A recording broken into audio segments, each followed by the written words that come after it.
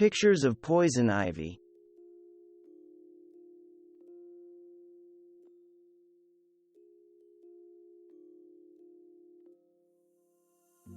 Young poison ivy plants often start out in spring with orangey or reddish leaves.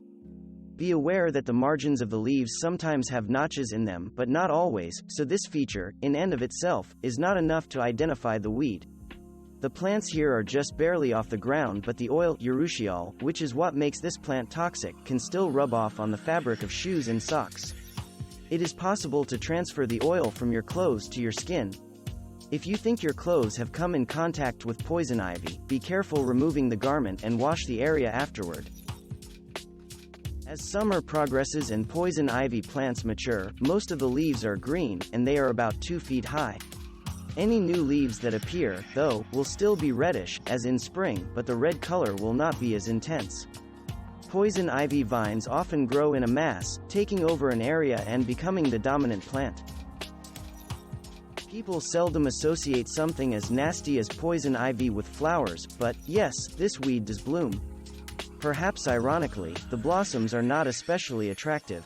The flower buds, which form in clusters, look like tiny specks of green if you are just glancing quickly at the plant.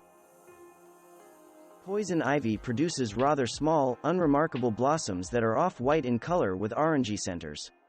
Unopened buds that are close to opening are also off-white. You will sometimes see a plant with both opened and unopened flower buds at the same time, as in this example. Walking quickly past a patch of poison ivy plants in bloom, you would hardly notice the individual blossoms. Poison ivy plants also grow berries, which are just as toxic as the rest of the plant.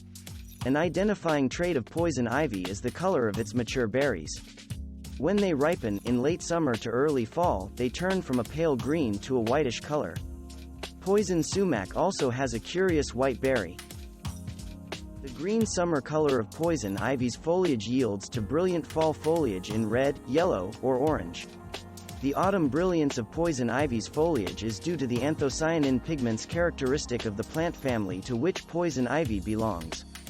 Poison oak and poison sumac turn similarly colorful shades in fall. All three plants are members of the cashew family, Anacardiaceae. The color in autumn is as breathtaking as it is on any of the trees grown for their colorful fall foliage. Poison ivy plants tend to come full circle. If they came out of the ground in spring with red leaves, they often will display reddish fall foliage. In this regard, poison ivy reminds you of red maple trees. The latter display red buds in spring that hold a hint of what their gorgeous fall foliage will look like. Have you wondered what those hairy vines are that you sometimes see climbing up trees or bristling along the tops of logs resting on the forest floor? That is what poison ivy looks like in winter after the old leaves have fallen off and before spring's new leaves can take their place.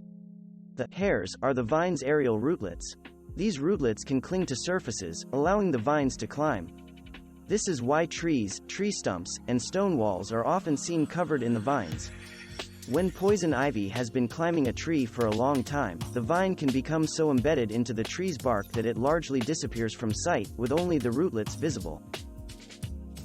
Unfortunately, winter's hairy vines are as toxic as the rest of the plant during other seasons of the year. Poison ivy vines can also climb up the walls of buildings.